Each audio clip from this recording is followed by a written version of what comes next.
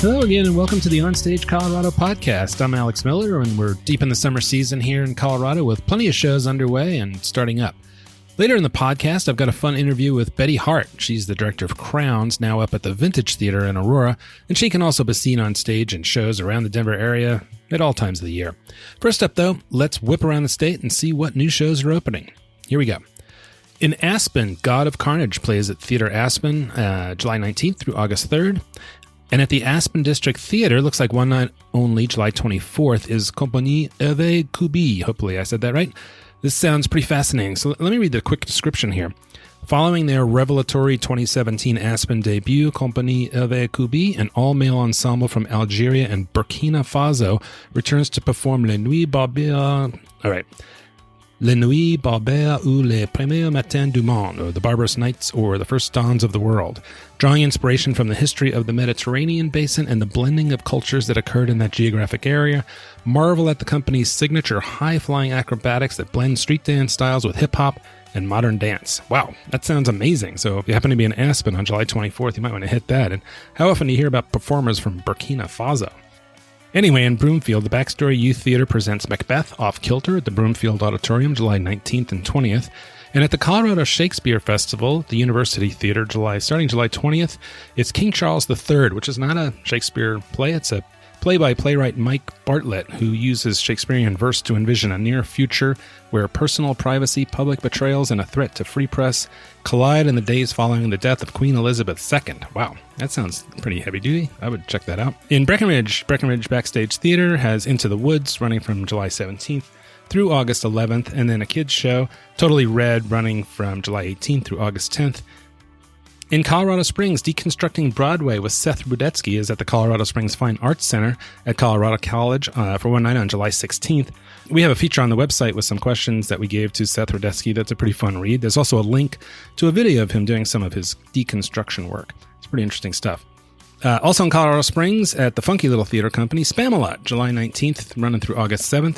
And we'll have a review coming up soon from April on that one. And also in Colorado Springs at Rockledge Ranch, Measure for Measure with Shakespeare through July 27th. This is such a neat venue. I saw Macbeth there last summer, and it's a really great place to see Shakespeare. It's kind of like a big tent in a field surrounded by some historic buildings. And in and around the Denver area in North Glen, The Wedding Singer starts at D.L. Parsons Theater July 19th, runs through the 28th. The Curious Theater brings back Building the Wall, running through July 27th. It's a reprise of a show they did last year, and it's as timely as ever. If you're a Trumpster, you may want to give this one a miss, but for most of us, it's kind of a chilling tale about kind of what things could look like if certain people get their way. And at the John Hand Theater, you've got Richard III through August 17th. In Creed, the Creed Rep has Pride and Prejudice, starting up July 16th and running through September 14th. In Crested Butte, the Crested Butte Mountain Theater has Annie the Musical from July 26th through August 4th. In Golden at Miners Alley Playhouse, it's Script Prov, July 24th. And they've also just opened Fairfield, a comedy which I saw Saturday night, and I'll have a review soon on that one. In Greeley, Into the Woods with Little Theater of the Rockies starts July 18th and runs August 4th. And in La Junta, Mamma Mia, Picket Wire Players are putting that one on July 11th through the 20th.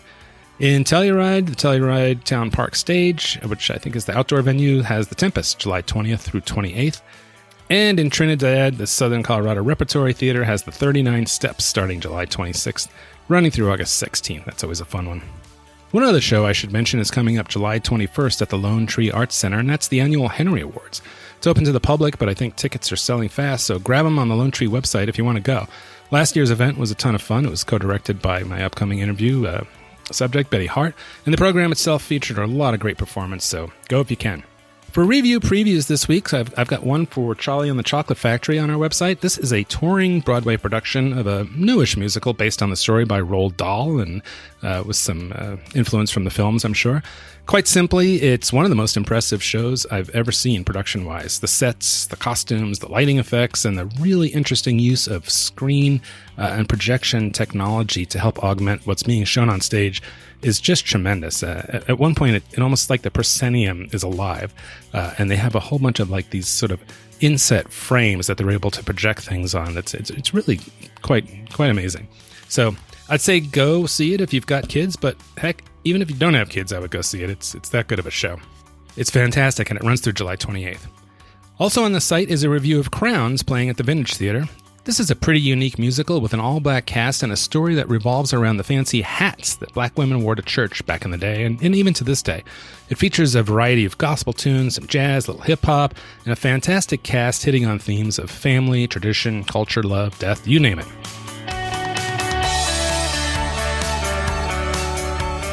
All right, so this week's OnStage Colorado interview is with Betty Hart, the director of Crowns, which I was just talking about, and one of the busiest women in Colorado showbiz.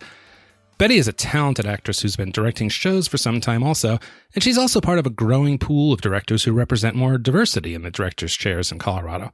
And that's a trend we're seeing around the country, and not just in theater. If you take a look at films and TV shows, you'll see a lot more female directors and also more men and women of color. So we'll talk a little bit about that in the interview and a lot more. So here's the interview with Betty Hart. Okay, well, thanks for joining us on the podcast today, Betty. Thanks for having me, Alex. I know you're busy all the time. You've always got all kinds of shows going on, which is one of the reasons I wanted to talk to you as such a busy theater person and kind of how you balance it all out. And then also wanted to talk to you about your current projects and some of the things you've got coming up.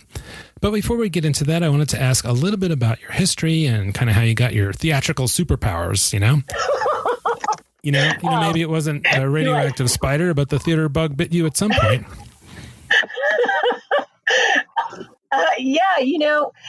I am really one of the grateful people that had a mom who supported my interest in the arts from day one.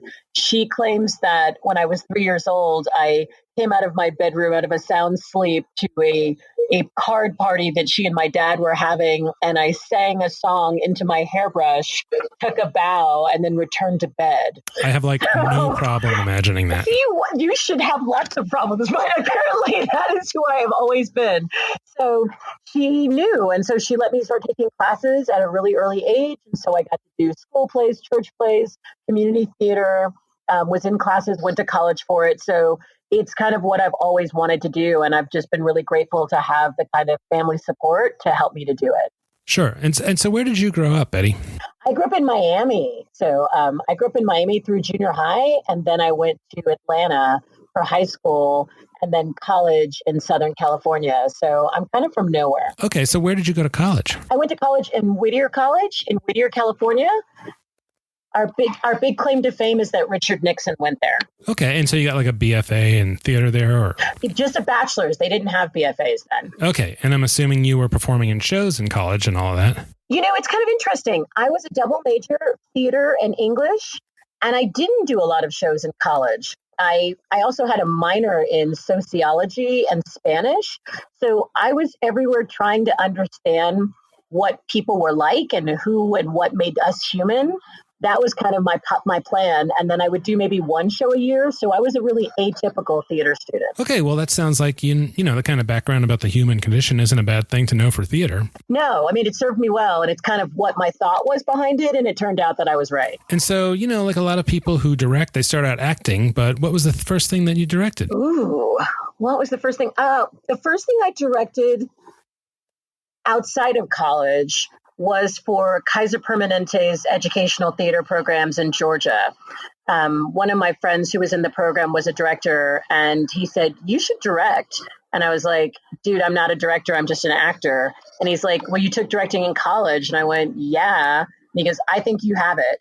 And so they gave me a 2-person play that I can't even remember the name of it, but it was really interesting. And I got to direct that. And from then on, they began to give me more and more shows to direct. So Kaiser Permanente gave me my start in directing. And then in Atlanta, as I would direct more and more actors started talking about my work. And so then other theater companies started hiring me to direct in Atlanta. Oh, that's great. But you still act, so you've been doing both for a while. I do. That's exactly right. And so then when and why did you move to Colorado? I moved to Colorado. It'll be 6 years this August. And I moved because I got a great facilitation and theater directing job with Kaiser Permanente's Arts Integrated Resources here. And my brother at the time lived here with my 3 amazing nephews and my sister-in-law.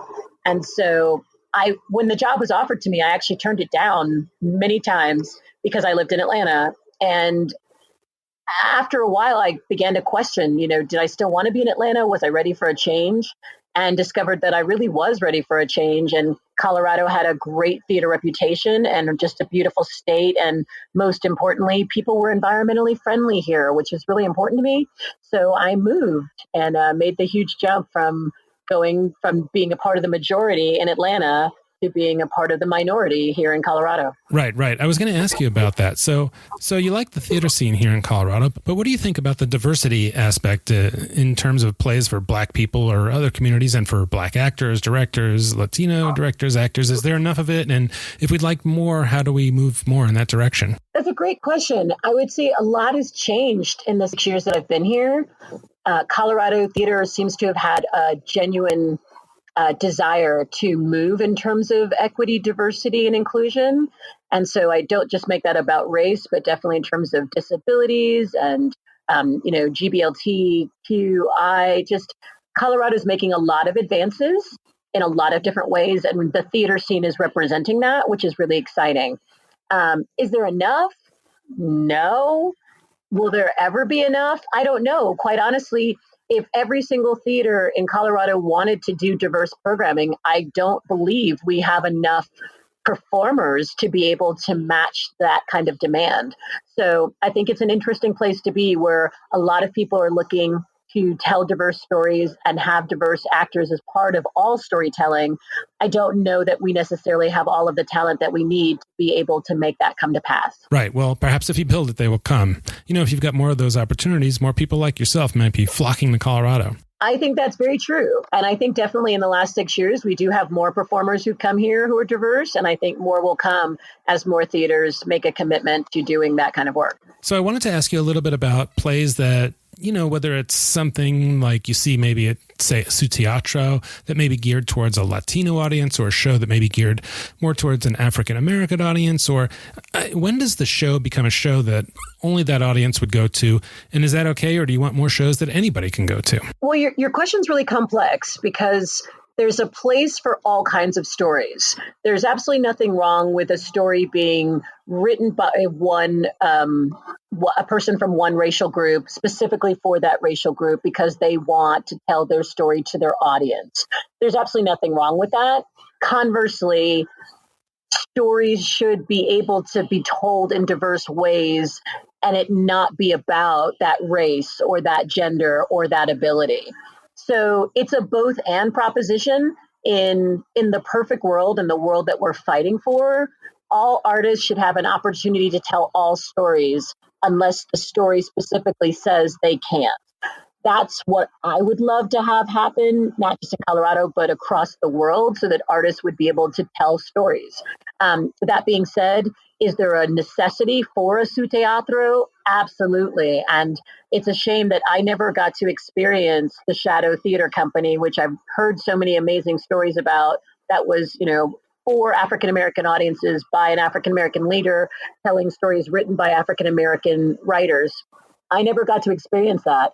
Is there still a place for that here in Colorado? Sure, I believe so. And then the other angle is that, some of those walls of casting have been kind of knocked down. I saw Charlie and the Chocolate Factory the other night at the Denver Center, and Violet Beauregard was a young Black woman, and, she was great. It was like fine, and you see a lot of that, casting whoever's right for the role in places where maybe in the past it would have only gone to a white actor. Yeah, and that's where we should be. The story should be told by the framework of who makes up Colorado. And Colorado's diverse. We have African Americans and Asians and Latinx and everything under the sun. And so we should be able to see that represented on our stages. Yeah, and I think people are getting used to it. They just take it for granted, and it's nice.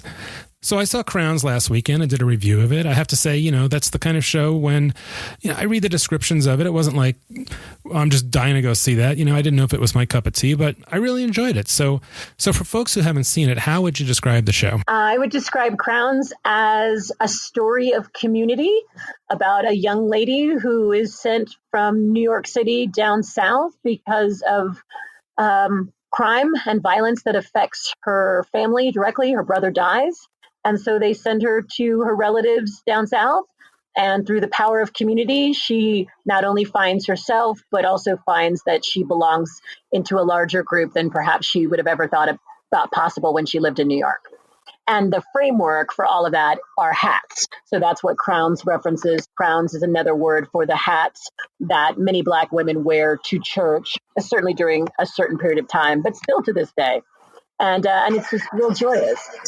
Oh, they do. You can find hats like that in churches all across Colorado and this country. It was kind of this kind of show where I was like sitting through it going, I'm not sure what the hell's going on here. And then I kind of grokked it, and I kind of got what was going on, and I left with a smile on my face. I really enjoyed it, and I was really glad I went to go see it. And, it certainly had some African-American themes, where they talked about slavery days and how important dressing up was for church because that was the only time they could get together and all that. But, I mean, really it was a story about family and community and tradition. I would agree with that completely. I think it's a fascinating thing that Regina Taylor did of using the framework of the church to really tell the story of the necessity of community and what happens when people just take the time to pour and tell out their stories to one another, because it is in storytelling that we all transform. I thought you did a great job putting that show together, Betty, because it really had a lot of moving parts that had a lot of really short scenes. There were aspects of it that seemed like kind of a fashion show, and some of it that were kind of like a church service. And then there were some really touching death scenes, and there were so many things going on, and you had a great cast to pull it off. So what was the experience like directing that cast of folks? It was really wonderful. I got to collaborate with so many wonderful people. I'll start by talking about our choreographer, Christopher Page Sanders, who is a genius. He also choreographed Sister Act at Town Hall Arts. If you saw that, he's just amazing. And so he comes in with lots of creativity, lots of great ideas, and an immediate willingness to collaborate even on the spot. So he'll come in with great vision and ideas. But if you say, I wonder if we can add this or change this or amend this, he was completely open. And so just working with him was a joy. It was my first time ever working with him. And we worked so well together that everyone presumed that we had to have been friends before this project. And we weren't. So that's pretty amazing. And then you add to that Trent Hines, who is such a great human being and just fun. Like, if you know Trent, he's one of the most sarcastic and loving people all wrapped up in one body. And so getting to collaborate with those guys was wonderful. Having Leanne as my assistant director was great. We met during Caroline and allowed her to be part of the process. And she was just a tremendous thought partner. And then you have that great cast. And all 7 of those individuals have become family to each other and to me. And so working with them was a real joy. They're just lovely human beings. Yeah, it makes me wonder whether, Betty Hart is thinking, what can I do with these guys next? I would love an opportunity to work with this cast again. It would be great. So, whenever I work with people I like, I always make mental notes as well as notes on my laptop of people I want to work with again. And quite honestly, I'm always thinking about people I want to work with every time I see shows or I get to know them as people. So I think that's the joy of being a director. You're always looking around and seeing talent. And I think the challenge is remembering that talent when it's time to direct the next project, because then for some reason your mind goes blank and you can't think of anybody that you want. At least that happens to me at the beginning of the process. Yeah, also in watching Crowns and thinking of all those hats, I was thinking about, for those who may not have seen you out and about, you rock really cool hats all the time yourself. So was that an extra layer of appeal for you to do a show about hats? It's funny that you say that, because Crowns is not a part of my natural wheelhouse. I was really surprised when Bernie asked me to direct it. It's literally not the kind of show that I would have ever said that I would direct. I had seen the show before and I hadn't loved the versions that I'd seen. And so it didn't have an impact on my decision. But what did have an impact on my decision to direct it is that my mother is a hat queen. She owns over 500 hats. All the hats that you saw in the show that were the females' hats, all of those are my mom's hats. And that is only a fraction of the hats that she owns. There's one of the characters in the musical talks about having 200 hats, which I thought was over the top. So your mom's got over 500 hats. Right. I mean, how do you even store 500 hats? Oh, she has these clear plastic containers and they're numbered based on color. And there's a whole process. And in fact, I just brought home a box of hats from Vintage that didn't end up being in the show And her first words to me today were, I need the photos and the number system that we did. And so would you please have the milliner send that to me because I can't box everything back up. So she has an elaborate system that I have no comprehension about, but she stores them. And there are more hats in Atlanta that haven't even made it here yet. Wow. And okay, Betty, so how many hats do you have? Personally, probably 10, I think 10. Maybe a little more, but not more than that. Well, you should work on that, I think. I think you need more hats, Betty. Well, thank you, Alex. I will keep that in mind. The only other thing I was going to say was, when you look in the program for crowns, and there's a credit for a milliner, that's not something you see very often. That's not a very common occupation with most people. Probably don't even know what a milliner is. It's a hat wrangler or maker or whatever. Yeah, I think it's interesting that you call that out because that is exactly what Sarah does. Sarah Havens is an amazing milliner. She actually makes hats for the Kentucky Derby. She is full-time employed by the Arvada Center and works at the Colorado Shakespeare Festival during the summer, in addition to her own hat making. She's exquisitely talented. And many of my mom's hats, she decided, I want to update it this way, or I want to add this color palette because it would work better with the costumes. And she would literally take it and then bring it back. And the hat had been completely transformed. And if you hadn't seen the hat before, you would not believe that she had just worked her magic to create even more beauty. Wow, that's fascinating. It's just that most people don't know anything about it. Yeah, it's an amazing art form. And I have no idea how many milliners exist, but I'm pretty excited and grateful that I now know one in Colorado. I think there's only 17 worldwide anymore. Okay, so what's next for Betty Hart? I love the way you put on your own email signature at the bottom, like what you've got going on theater-wise at any given time. And now you had crowns on there. And what else is coming up? Yeah, I get to do 2 projects. I am working on an immersive show with the Catamounts called The Last Apple Tree. It's written by Jess Austen. And it's a site-specific show that's created for the city of Westminster and will actually take place in a community garden in Westminster. And we'll do performances from like Thursday to Sunday. So I think it's just 1, 2, 3, 4, 5 or 6 shows, but that will be directed by Amanda. And so that's pretty exciting. There'll be original music. So I'll get to sing a little bit, as well as having a 2-page monologue that I'll deliver to audiences. So that's what's coming up next. That'll be in August.